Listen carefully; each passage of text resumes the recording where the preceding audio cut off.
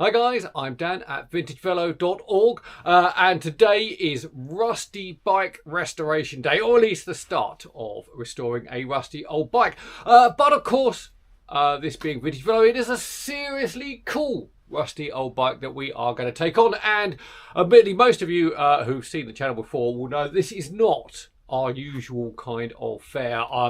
We do really like hardcore race bikes here at Vintage Velo, but sometimes you just come across a bike that is so achingly cool, you've got to bring it into the workshop and get cracking on it, because you know, this is definitely one that needs to be in the collection.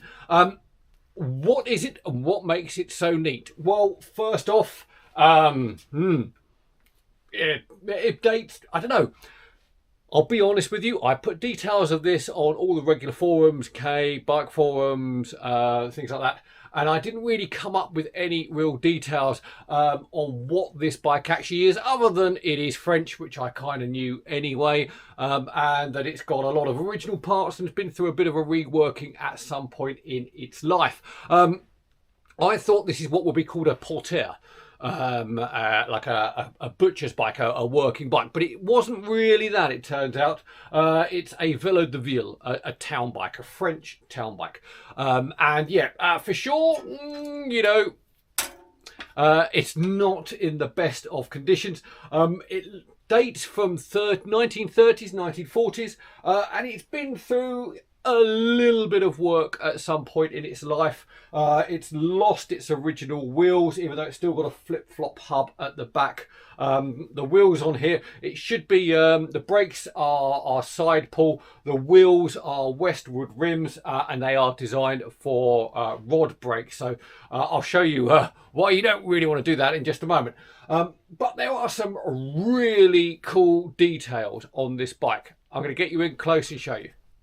So straight off, we can notice the original Lefal hand-hammered mudguards. We look down there. We can also see that these were always on this bike. Seriously neat. So moving up front here, obviously we have some very lightweight light fittings on here. You know, who doesn't want to add an extra couple of kilos onto their bike? And just check out there, these epically cool lugs and fork work. Really, really neat. Unfortunately, I've no idea who made them because it's lost its head badge. But in place of the head badge, we have a name badge. Now, this is something that happened quite often back in the 40s and 50s, especially on French bikes. This one, although I don't know the maker, I know who owned it. A chap called Joseph Benadou from Antigny in France once owned this bike. This is a kind of cool thing to know some of the history of the bike and who owned it. So this was Joseph's at some point in the past. I think the reason for putting the name on there was that if you were out and perhaps you had a few too many pastis at lunchtime and you forgot where your bike was, someone found it, brought it back to you. I can't think of any other reason to put your name on it like that, but that's just what happened. Also, of course, the light here, just getting close. That's just, I mean, it's a twin beam thing. I have no idea whether it's going to work. We're going to find out. I've got to rewire it. And then coming along here, if we check out here, the rear rack assembly has actually been nicely brazed on. So that's not going to go anywhere. But, you know, I'm not a massive fan of racks, but I've got a plan for this one. And wow, you know, hey, really neat. And then getting down here, look at this lug work on the rear dropouts. Yeah. Still haven't been able to find anything else about it, but it is really, really well made. Of course, it weighs a ton, but we won't worry about that. But I've got a bit of a plan. So step one on this is I'm going to have to pull this apart completely. Easier said than done. It's definitely been sat outside for some time and there's an awful lot of surface rust, which will have helped weld some of these parts together, but we're going to pull it apart. One word of warning: French bikes, old French bikes. If you are planning on working on one, get a complete one. You want a complete bike because the French standards, even more modern recent standards of French compatibility are not the same as the rest of the world. And when you get to this kind of age, they are often not compatible from one town to the next. Yeah, unless you really want to be pulling your hair out, trying to find obscure threads, reverse threads, fine, coarse, all sorts of issues, complete bike all the time. At least then you've got a fighting chance. But trust me, it'll still be a challenge.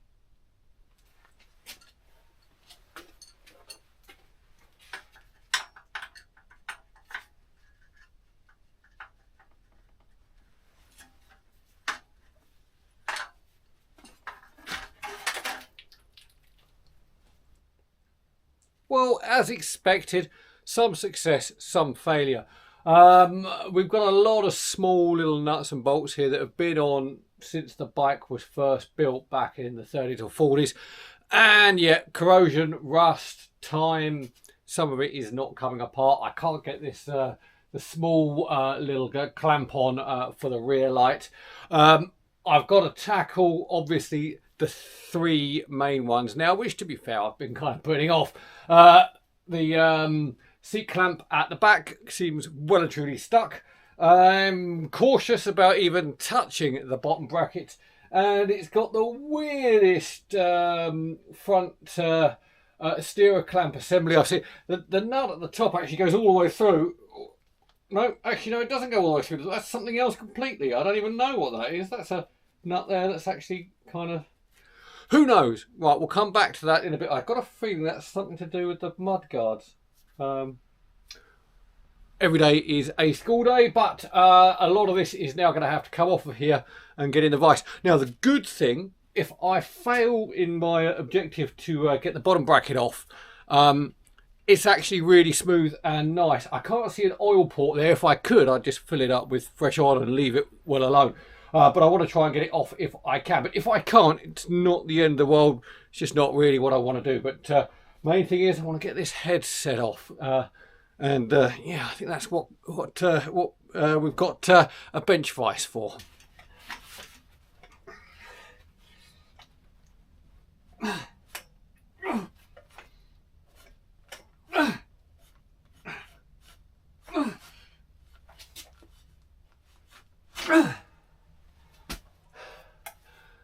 And that's why you soak them for a couple of weeks.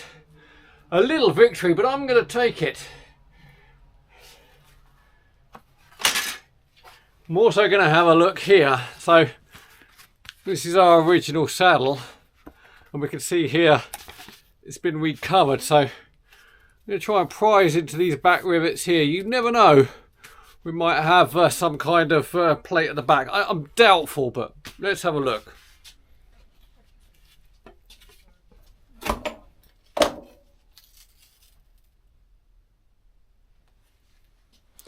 No, sadly there's nothing at the back there, but yeah, this saddle is completely toast. I do have a nicer one to replace it with though. So obviously the seat post, it's French, it's on this bike, it's staying with this bike. I saved myself that hassle.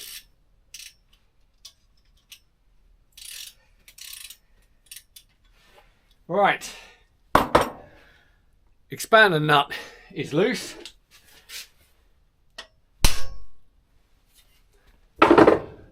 It knocked down. Might have to put the wheel back on, don't I yet?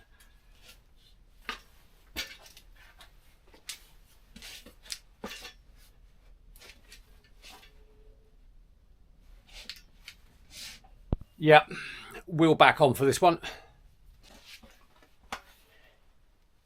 No way! Come on!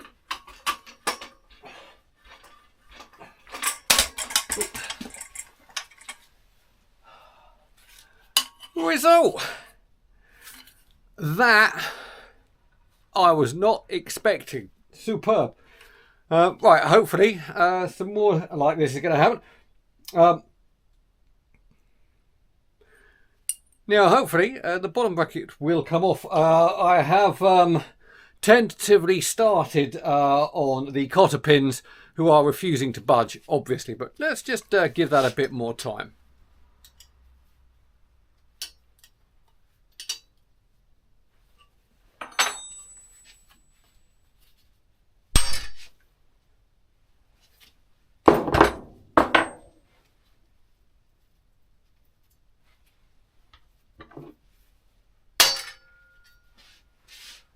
Result: was not expecting that, but after a lot of soaking and perseverance, at least one cotter pin is out.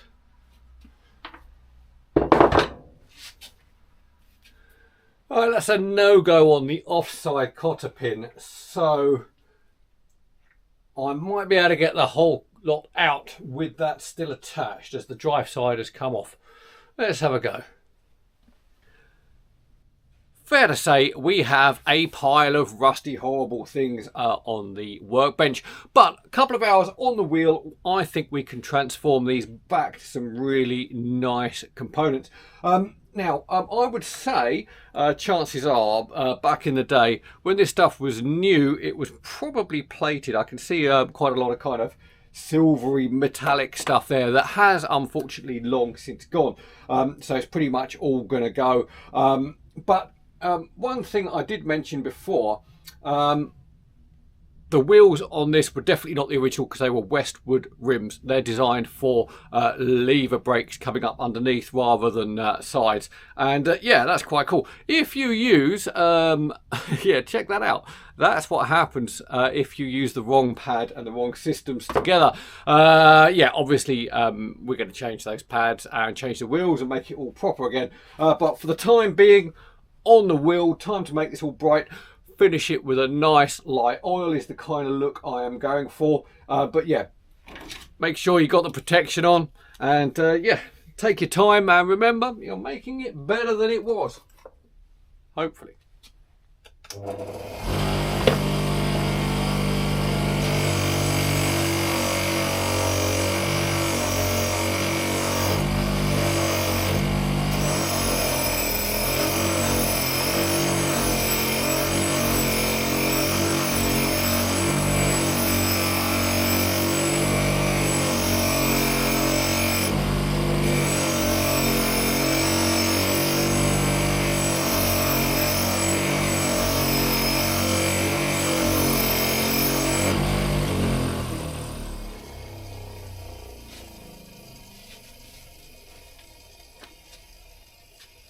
Yeah, here we go. So that's our kind of like, that's the look we're going for, and that's what we've got at the moment. So yeah, just the effort that has to be done.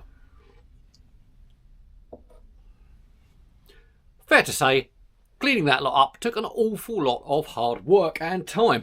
But they're now done. Rather than a messy, dirty, old rusty pile of stuff, I now have a clean, ready to go pile of stuff.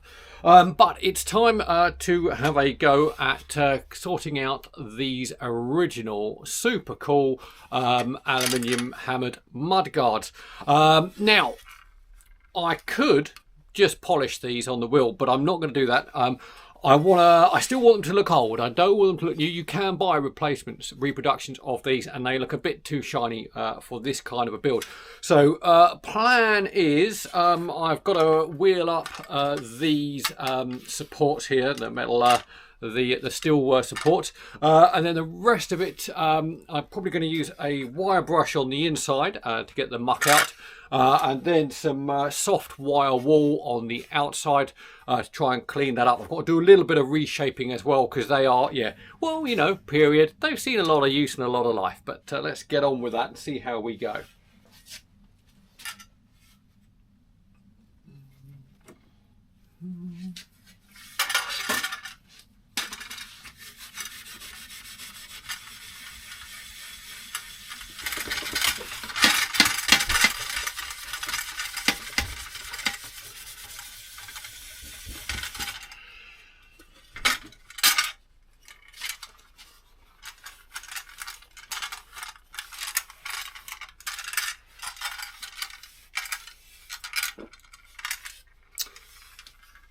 That's about what I wanted it to look like.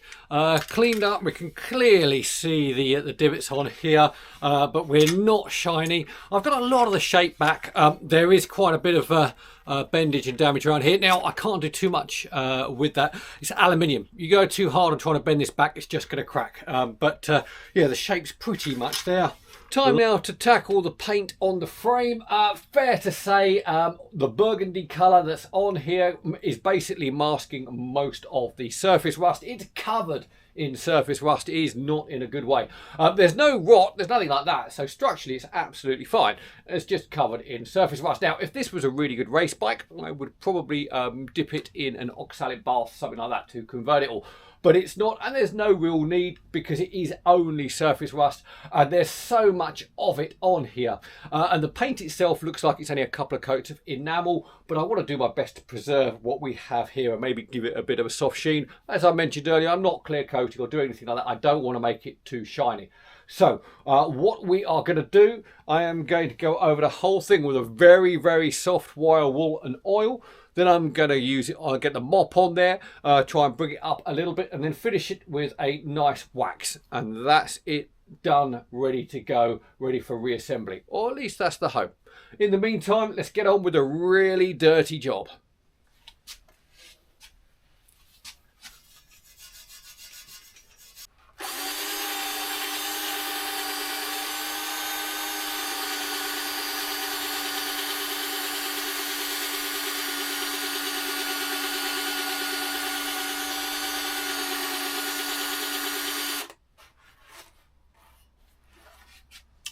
Well, yeah, fair to say, not really polishing much here, other than kind of very thin paint and rust. But there we go. Next up, I'm just going to finish it off with a little bit of wax, and then we'll see where we're at.